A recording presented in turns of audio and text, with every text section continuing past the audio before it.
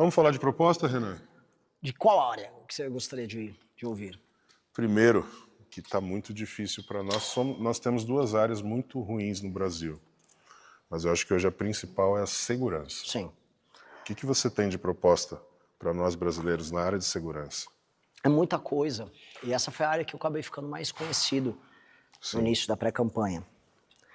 Porque era, em resumo, um tema que a gente nunca abordou como país, como os outros deveriam, como os outros abordam, e a gente nunca deu atenção para a ideia de que o Estado não consegue resolver um inimigo interno que existe, que são as facções, e que na prática a gente... Caralho, 47, estamos... Você estava em 33, fomos para o 40, agora é 47. A gente progride. Carga... 12? 12, se possível. Se não for possível, 10. Então vamos que vamos. Não acelera, tá igual. Todos iguais. 7. Bem, 1, mais 1, calma. 2. Ótimo. Aí a gente já começou a chegar no padrão que eu queria. Entendeu? Agora continua. Quando a gente fala desse lance de segurança pública, o que você tem a dizer? Então, o Brasil nunca enfrentou as facções de verdade. Então a ideia, no início a gente falou, vamos trazer para cá, foi uma coisa que eu conversei muito com o Aldo, a ideia do direito penal do inimigo. Então tem um direito especial para quem está numa condição especial. Então um membro de uma facção, por exemplo, ele perde a presunção de inocência. Que é assim, se você aborda alguém na rua, ou a pessoa tem um processo normal, por exemplo, a pessoa bateu um carro, está sendo, sei lá... Bebeu. Tem uma investigação, ela tem a presunção de inocência. Sim. Se uma pessoa, ao longo de uma investigação, é descoberta que ela é membro da facção, quando ela é abordada, ela crime inafiançável, ela não tem progressão de pena, o Estado é muito mais veloz na hora de pegar ela, ela não dispõe de certas prerrogativas básicas que um bandido comum, que não é membro de uma facção, tem. Isso permite que o Estado seja muito mais eficaz na destruição da facção criminosa. E hoje isso acontece. Hoje um membro de uma facção, por exemplo, é pego e é como se ele fosse um preso comum, ou um membro... ou uma pessoa comum que cometeu um delito, um crime. Então, a separação que a gente faz, através da lógica do direito penal do inimigo, ela permite uma velocidade e uma eficácia do Estado similar ao que certos estados têm quando vão combater organizações terroristas. Por exemplo, os Estados Unidos, quando detecta que alguém é da Al-Qaeda, sabe? Sim, claro. E essa é a primeira coisa. A segunda é o entendimento de que mesmo com isso, não é o suficiente. E por que não é o suficiente? Porque as facções, elas já tomaram... Vou botar aqui em percentual, vamos botar...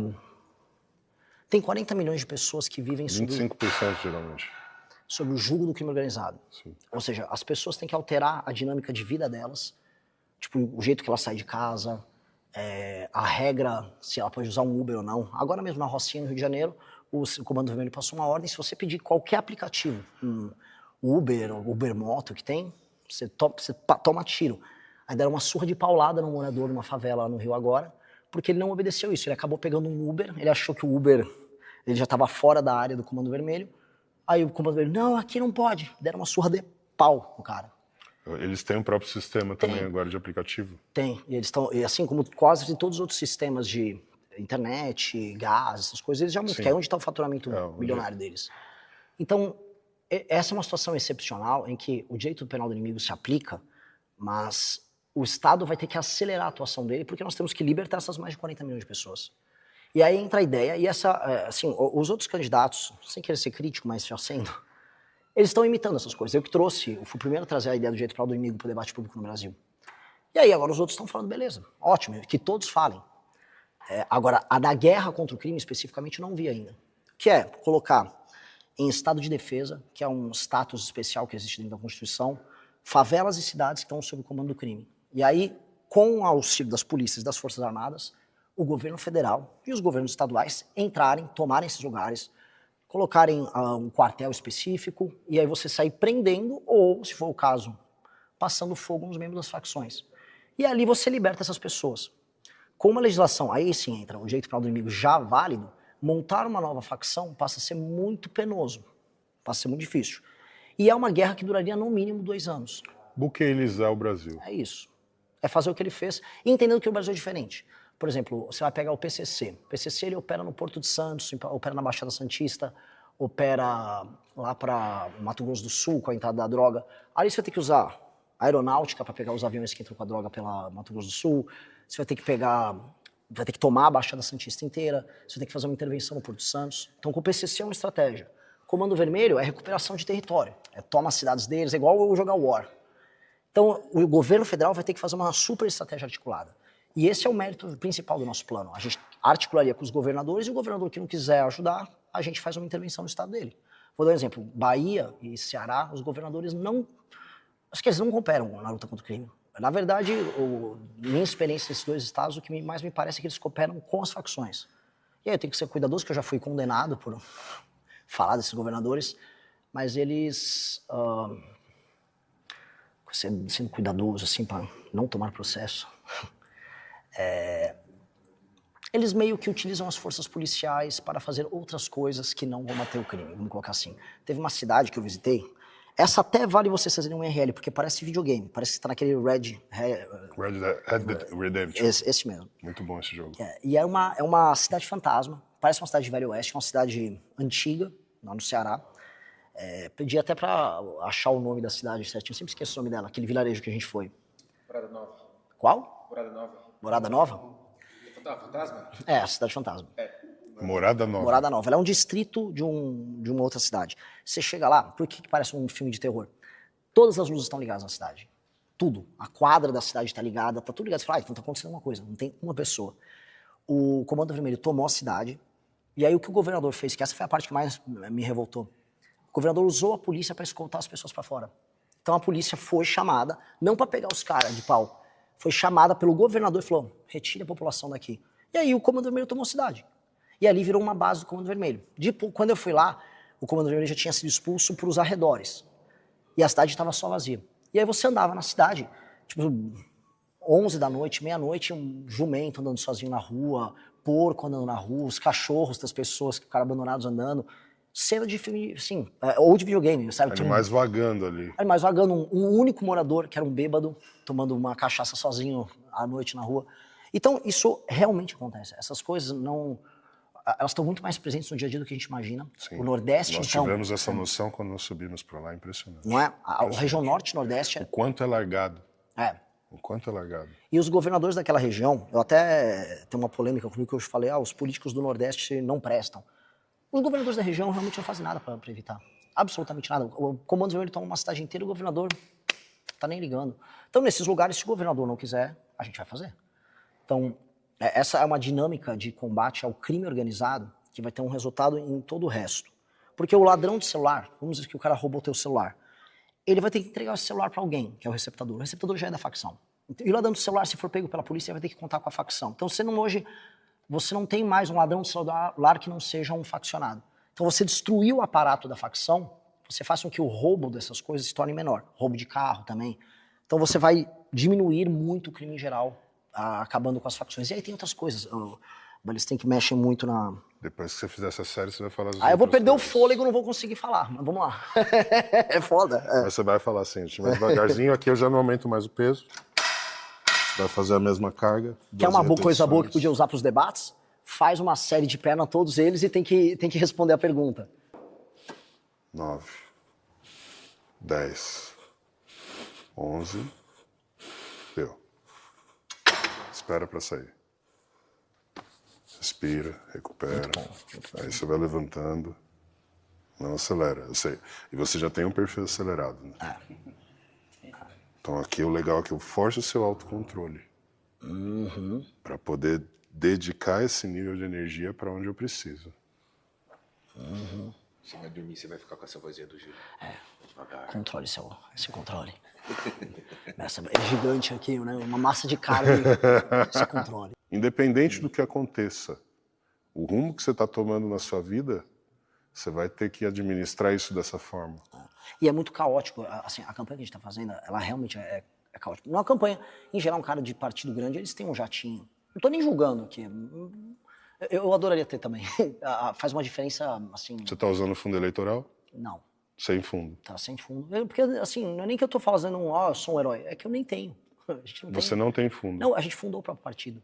Então o partido era nosso, ele foi fundado no final do ano passado e ele tem 0 de dinheiro. Então o que a gente tem é de doação. E aí o que a gente faz? No máximo pega um voo, a gente vai para um estado, vai, por exemplo, para o Maranhão. Aí lá a gente aluga 2 carros e sai rodando. Quem é o seu político de inspiração? Tem muitos. Assim, o principal exemplo que eu dou de um cara brabo chama Lee Kuan Yew. Lee Kuan Yew, ele é o ídolo, inclusive, do Bukele. Ele é o cara que pegou Singapura, um lugar absolutamente favelizado, destruído, sem nenhum respeito próprio, não tinha saneamento básico, um dos lugares mais pobres da Ásia. E hoje, quando a gente fala em Singapura, é um dos lugares mais incríveis do mundo. Sensacional. Foi. Assim, ele pega para valer nos anos 60, já nos anos 80 já era um negócio admirável. 2010, você já falava, cara, eles ultrapassaram os Estados Unidos, Japão, China, todos os índices de educação, produtividade. E hoje é um super lugar. Não tem você pode lamber o chão, ninguém joga uma bituca. Inclusive as leis, né, com relação a isso. Super duras. Jogou uma bituca de cigarro, você vai ser multado. Que é o que eu acho que o Brasil precisa. Índice de saneamento, na época, na década de 60 e 70, era no Brasil. Era baixo, era nível Índia. Era nível naquela Índia. época. Era inacreditável. Hoje em dia. Doenças bizarras, conflitos, super violento também. Então, esse cara, eu acho que esse cara foi o maior administrador político do século XX, isso com certeza. E é o maior case. E o Bukele, tu não fala do Bukele na parte de segurança. No fundo, o Bukele está querendo fazer lá, em El Salvador, o que ele fez em Singapura, que é o que eu acho que a gente precisa para o Brasil. No Brasil, assim, a indisciplina do brasileiro tá desde da bituca de cigarro, do lixo no chão, da favelização. A favelização começa aqui antes de acontecer Não tem como achar a favela bonita. Não tem. Mas existe uma romantização em cima da favela. Demais. Esse é um dos temas centrais nossos. Como desfavelizar E o Brasil. não é um ódio à favela, é simplesmente aquela questão. Não gostaríamos que tivesse favela, nós gostaríamos que todo mundo tivesse uma infraestrutura mínima ali para estar vivendo. Então não é nada contra a favela, mas em si um sistema que coloca as pessoas na favela. E o único partido que tem um projeto objetivo, um orçamento, tudo para acabar com as favelas no Brasil. Isso é o nosso. É o seu. A gente tem um projeto de 900 bilhões de reais. Você consegue em 10 anos não ter mais nenhuma favela. Só que o desafio, aí entra uma coisa que a gente estava conversando no começo e que você conhece mais do que eu. É sobre a disciplina da própria população. Então, eu vou falar coisas que as pessoas no início vão discordar, mas que foi feito em Singapura. Por exemplo, se o cara pichou alguma coisa, ele tem que ser preso por muitos anos e tem que ser crime inafiançável. Se o cara joga lixo na rua, pega o saco de lixo dele e taca, igual eu vi acontecer no Maranhão. Maranhão, cenas que eu vi, tinha uma favela chamada Coroadinho, o cara chegava com um saco, com o cachorro morto dentro do saco.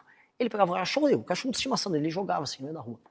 Um cara desses, ele tem que ser preso. E esse é o tipo de punição. Porque Singapura é assim, vai ter uma restrição de liberdade para o cara gerar primeiro o fator medo. Sabe o que a gente está falando? Às vezes, para você começar a fazer exercício... Só respeito que você tem medo. Exato. Do medo, aí ele começa a criar um hábito. Do hábito você cria uma cultura.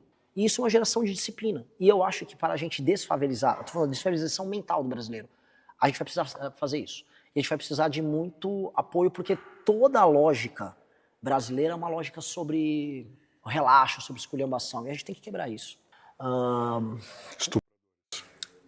Eu sou a favor de pena de morte. O problema é que tem que alterar a Constituição.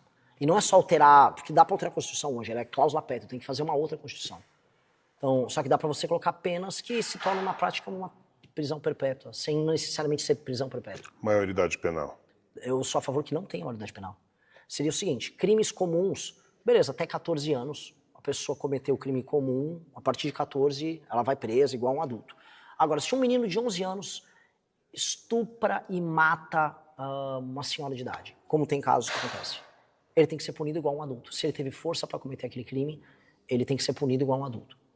E assim, Estados Unidos tem julgamentos especiais para jovens psicopáticos que cometem crimes assim.